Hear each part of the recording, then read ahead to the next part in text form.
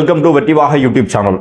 இன்றைக்கு ஏப்ரல் 14 சட்டமாமேதை Baba Sahib doctor B.R. அம்பேத்கருடைய பிறந்த தினம். இன்றைக்கு தமிழக வெற்றி கழகத்தினுடைய 5 கொள்கை தலைவர்களில் ஒருவர் டாக்டர் B.R. அம்பேத்கர். அம்பேத்கரை பத்தி உங்க எல்லாருக்குமே நிறைய விஷயங்கள் தெரிந்திருக்கும். அவர் சின்ன வயசுல பட்ட கஷ்டங்கள், அவர் இந்த சாதிய கொடுமைகளால் அனுபவித்த தீண்டாமை, அத்தனையுமே நம்ம எல்லாருமே அவருடைய வரலாற்று புத்தகங்கள்ல படிச்சிருக்கிறோம்.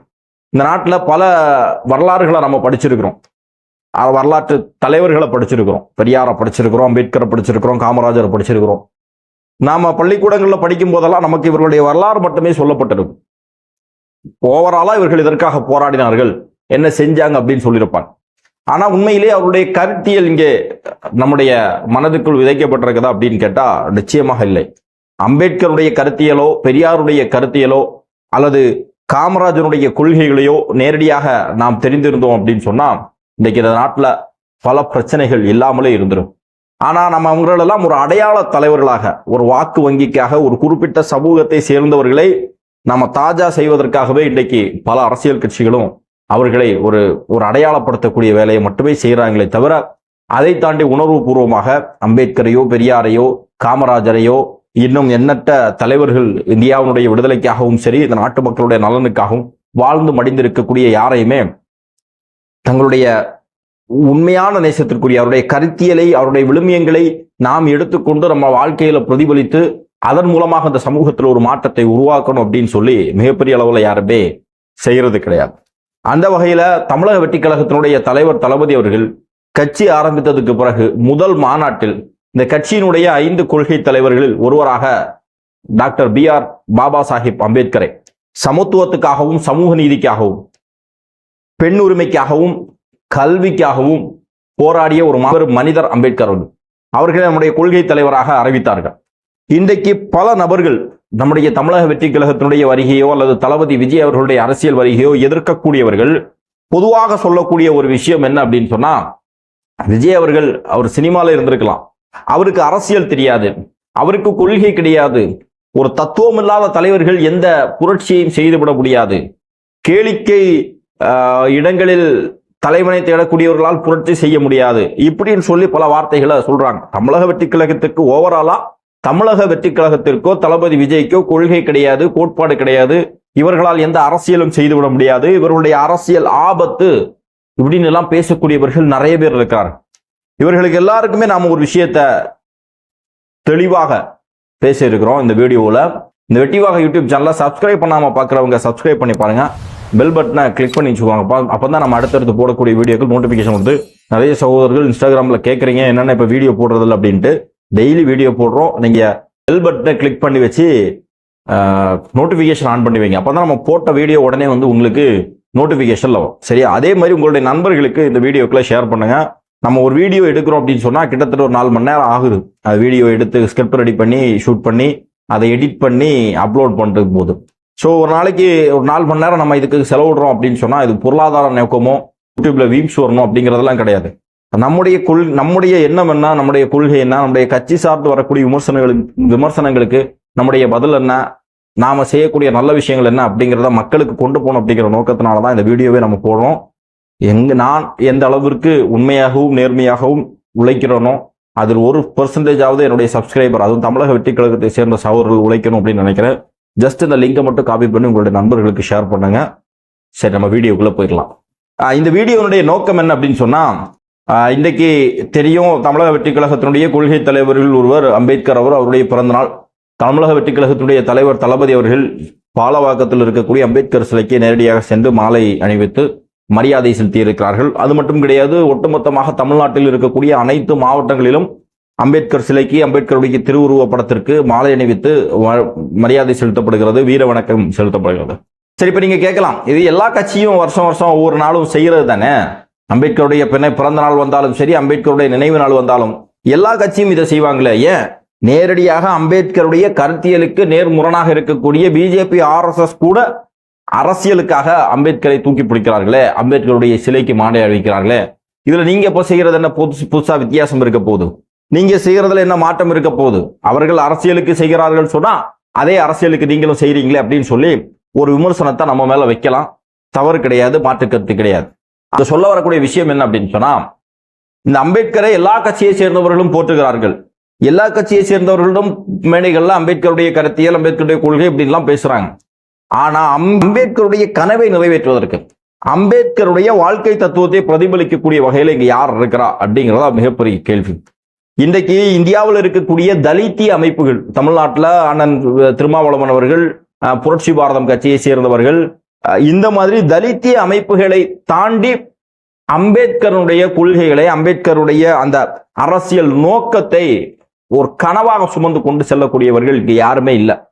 இன்னைக்கு பொதுவான அரசியல் கட்சிகள், நாங்கள் சமூக நீதி பேசுறோம், சமத்துவத்தை பேசுறோம், அனைத்து சமூகத்தை சேர்ந்தவர்களும் ஒன்னாக சமமாக இருக்கணும் அப்படிங்கிறதெல்லாம் பேசுறோம்னு சொல்லக்கூடிய பொதுவான அரசியல் கட்சிகள், அதாவது ஒரு சாதியாலோ ஒரு மதத்தாலோ இவர்களுக்காக கட்சிகள் இருக்கு இல்லையா, ஒரு சாதி சேர்ந்தவர்கள் மட்டுமே நடத்தக்கூடிய கட்சி, அவருடைய நலன் அவருடைய முக்கியத்துவம் சார்ந்து, ஒரு மதத்தை சேர்ந்தவர்கள் மட்டுமே நடத்தக்கூடிய கட்சி, அவர்களுடைய நலன் அவருடைய முக்கியத்துவம் சார்ந்து, அந்த மாதிரி இல்லாமல் பொதுவான அனைத்து சமூக மக்களுக்காக நாங்கள் உழைக்கிறோம் சொல்லக்கூடிய அரசியல் கட்சிகளாக இருக்கக்கூடிய திமுக, அதிமுக, காங்கிரஸ், கம்யூனிஸ்ட், இந்த மாதிரி கட்சிகள் இன்றைக்கு பெரிய கொள்கைகளை உண்மையிலேயே சமூகத்து மத்தியில கொண்டு போறாங்களான்னு கேட்டா நிச்சயமாக இல்லை. இந்த விஷயத்துல நம்ம அண்ணன் திருமாவளவன் அவர்களை எப்போதுமே நம்ம ஆதரிப்போம். அண்ணன் திருமாவளவன் அவர்கள் ஒரு தலித்திய செயற்பாட்டாளராக இருந்து அரசியல் களத்துல அனைவருக்குமான தலைவராக இன்னைக்கு உயர்ந்திருக்கிறார். அவர் எந்த அளவுக்கு அம்பேத்கருக்கு தன்னுடைய கட்சி மீட்டிங்லயோ, தன்னுடைய கட்சியில் அவர் பேசக்கூடிய அந்த 1 மணி நேர உரையில எந்த அளவிற்கு அம்பேத்கருக்கு முக்கியத்துவம் கொடுக்கிறாரோ அதே மாதிரி மார்க்ஸுக்கு முக்கியத்துவம் கொடுப்பார், அதே மாதிரி பெரியாருக்கும் கொடுப்பார். ஆனா இங்க நாங்கள் பெரியாருடைய வழியில் அரசியல் செய்கிறோம் சொல்லக்கூடிய இந்த பெரியாரிய இயக்கங்களோ அல்லது திமுக மாதிரியான கட்சிகளோ பெரியாரை புகழ்ந்து பேசுவார்கள், பெரியாரை அவருடைய கொண்டாடுவார்கள். சாதி மறுப்பு விஷயத்துல எல்லாம் பெரியாரை கொண்டாடுவாங்க. ஆனா அம்பேத்கரை மருந்துக்கு கூட தொட்டுக்க மாட்டாங்க. அதே மாதிரி கம்யூனிஸ்டுகள் இருக்கிறார்கள், அவர்கள் மார்க்ஸை பத்தி பேசுவார்கள், தொழிலாளர்களுடைய ஒற்றுமை, தொழிலாளர்களுடைய விடுதலை, சாதி ஒழிப்பு, இதெல்லாம் பேசுவாங்க. மார்க்ஸை பத்தி பேசுவார்கள், பெரியாரை பத்தி பேசுவார்கள். அம்பேத்கரை ஒரு மருந்துக்கு மட்டும் தொட்டுப்பாங்க. ஆனால் இங்க இவர்கள் எல்லாரையுமே ஒருமித்து பேசக்கூடியது அண்ணன் திருமாவளவன் தான். அதனால்தான் அவர் மேல நமக்கு தனிப்பட்ட மரியாதையும் இருக்கு. சரி, இந்த விஷயத்துக்கு வந்துடும். இப்போ இந்தியாவில் ஆண்டாண்டு காலமாக சமத்துவத்திற்காகவும் சமூக நீதிக்காகவும் நாங்கள் கட்சி நடத்துவோம் சொல்றாங்க. தமிழ்நாட்டில் திமுக மாதிரியான கட்சிகள் நாங்கள் சமத்துவத்தை போதிக்கிறோம், சமூக நீதியை போதிக்கிறோம், பெரியாருடைய வழியில் நடக்கிறோம் எல்லாம் சொல்லக்கூடியவர்கள் 70 ஆண்டுகளாக அந்த நாட்டை ஆட்சி செய்த பிறகும் இன்னைக்கும் இந்த நாட்டில் சாதிய பாகுபாடுகள், சாதிய வேற்றுமைகள், வேங்கை வயல்ல குடிநீர்ல மலம் கலக்கிறது மாதிரியான பிரச்சனைகள், ஆணவ படுகொலைகள், ஒரு ஆணும் பெண்ணும் நட்பா பழகினா கூட அங்கே ஆணவ படுகொலை நடக்கக்கூடிய சூழல். ஒரு புல்லட் ஓட்டினான்னு சொல்லி ஒரு தலித் இளைஞனுடைய கைகள் வெட்டப்படுகிறது. கபடி மேட்ச்ல ஜெயிச்சான்னு சொல்லி இன்னொரு தலித் இளைஞன் வெட்டப்படுகிறான். பள்ளிக்கூடத்துல நல்லா படிச்சான் அப்படிங்கிறதுக்காக மாணவன் ஒருவன் துள்ள துளைக்க வெட்டப்படுகிறான். சொன்னா 70 ஆண்டுகளாக நாங்கள் சமூக நீதியை போட்டுகிறோம், சமத்துவத்தை போட்டுகிறோம், நாங்கள் அனைவருக்குமான நபர்கள் சொல்லக்கூடிய இந்த கட்சிகள் சாதித்தது என்ன? எதையுமே கிடையாது. ஒரு சாதாரணமா ஒரு கிராமத்தில் இருக்கக்கூடிய சேரிக்கும் ஊருக்கும் இடையில் இருக்கக்கூடிய இடைவெளியை கூட குறைக்க முடியாதவர்கள் இந்த திமுக, அதிமுக மாதிரியான கட்சிகள். இவர்கள் தான் நம்மளை என்ன சொல்றாங்கன்னா, கொள்கை கிடையாது, கோட்பாடு கிடையாது, அரசியல் தெரியாது, தற்குறிகள், சினிமா ஃபேன்கள், அணில் குஞ்சுகள் இப்படின்லாம் சொல்றான்.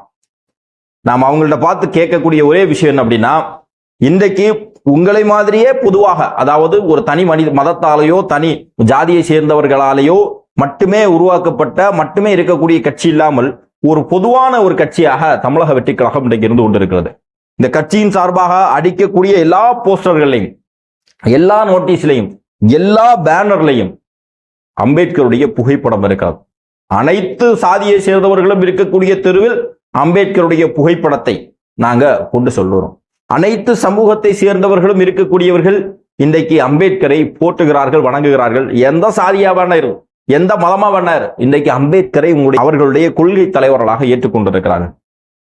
அம்பேத்கர் சொன்னார், கற்பி ஒன்று சேர் புரட்சி செய். தளபதி விஜய் அவர்கள் தன்னுடைய, அது ஒரு சினிமா கவர்ச்சியாக இருந்தா கூட ஒன்று சேர்த்திருக்கிறார். இப்போது கற்பிக்கிறார், அடுத்து புரட்சி செய்வதற்கு தயாராக இருக்கிறார். எங்களுக்கு அரசியல் இல்லைன்னு சொல்றீங்களா, எங்களுக்கு கொள்கை இல்லைன்னு சொல்றீங்களா? இதைத்தான் நாம உங்ககிட்ட பார்த்து கேட்கக்கூடிய கேள்விகள். இன்றைக்கு பொதுவாக இருக்கக்கூடிய தலித் அமைப்புகள் இந்த திமுக அதிமுக மாதிரி இருக்கக்கூடிய கட்சிகளுக்கு மேல வைக்கக்கூடிய விமர்சனங்கள் என்ன அப்படின்னா, ஆதிக்க சாதியை சேர்ந்தவர்களுடைய ஆதரவு நமக்கு கிடைக்காமல் இருந்துடக்கூடாது அப்படிங்கிறதுக்காக அம்பேத்கர் திட்டமிட்டே இவர்களுடைய போஸ்டர்கள்ல பேனர்கள்ல புறக்கணிக்கப்படுகிறார்கள். இவர்கள் சாதி ஒழிப்புன்னு சொல்லிட்டு பெரியாரை எந்த அளவுக்கு தூக்கி பிடிக்கிறார்களோ அதில் 1% கூட அம்பேத்கரை இவர்கள் தூக்கி சுமப்பது கிடையாது. இதுல இருந்தே இவர்களுடைய வெட்ட வெளிச்சமாக தெரிகிறது இவருடைய சாதிய மேலாதிக்க சிந்தனை அப்படிங்கிறது. ஒரு பக்கத்துல அம்பேத்கரையும் பெரியாரையும் பேசிக்கிட்டு இன்னொரு பக்கத்துல சாதி பார்த்து சீட்டு கொடுக்கிறது, சாதி பார்த்து பொறுப்பு கொடுக்கக்கூடிய வேலையால் இந்த திமுக அதிமுக காங்கிரஸ் மாதிரியான கட்சிகள் தொடர்ந்து செய்யக்கூடிய காரணத்தினால்தான் இன்றைக்கு 70 வருஷம் கழிந்தும் இன்னும் அம்பேத்கருடைய சிலைகள் பூட்டிய சிறை கூண்டுக்குள் இருக்கிறது. அம்பேத்கருடைய கொள்கைகள் பெருசா யாருக்குமே தெரிய மாட்டேங்குது.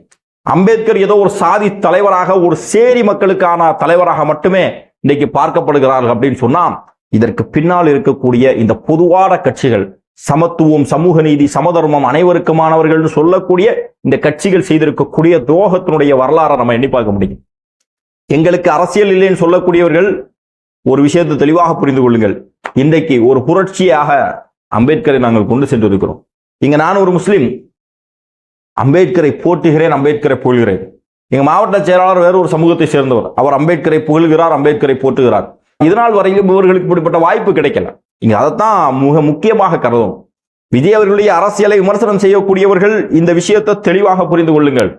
அரசியல் அற்றவர்களாக இருந்தவர்கள், கொள்கை என்ன, கோட்பாடு என்ன, அம்பேத்கர் யார், பெரியார் யார், இவர்களெல்லாம் யாருன்னே தெரியாது. ஜஸ்ட் பள்ளிக்கூடத்தில் படிக்கும் போது அம்பேத்கர் சமத்துவத்துக்காக போராடிய தலைவர், ஆதிக்க சாதி ஆதிக்க வர்க்கத்தை எதிர்த்து போராடியவர், கல்வி கற்றவர், அனைவருக்கும் கல்வி கிடைக்கணும்னு நினைச்சவர், அனைவரும் ஒற்றுமையாக வாழணும்னு நினைச்சவர், ஜஸ்ட் ஓவராலா படிச்சுட்டு போயிருக்கிறோமே தவிர அவருடைய கொள்கைகள் என்ன, அவருடைய கருத்தியல் என்ன, அவருடைய வாழ்வு என்ன, அவருடைய போராட்டம் என்ன அப்படிங்கிறது எதுவுமே தெரியாது.